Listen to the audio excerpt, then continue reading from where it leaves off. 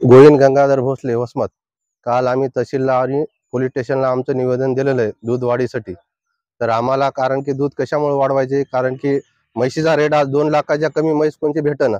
चाऱ्याला बी 30 रुपये 25 रुपये पेंडीच्या कमी कोणी देईना. ढेप 40 रुपये किलो झाली. आणि अशा महागाईत आम्हाला काय दूध परवडण झाले. कोणता माणूस राहीना काही नाही. खर्चा हे झालाय, उत्पादन कमी झाले, खर्च जास्त झाला. कारण की काल आम्ही निवेदन दिला, हा त्याचा आम्ही संप केला दूध वाढीसाठी.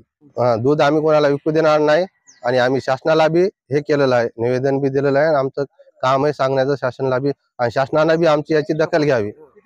कमीत कमी आम्हाला 80 रुपये तरी कमीत कमी वाढायला पाहिजे. आता आम्हाला 60 रुपयेच आहे. कमीत कमी आम्हाला 80 रुपये तरी पाहिजे, तर आम्हाला काहीतरी त्यातला नफा भेटल.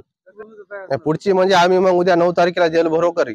म्हैशी सगट नाही शहरी शहरीतले बी काही आहेत, आम्हाला बाकीच्या ग्रामीण मधला बी 50 जास्त आहे.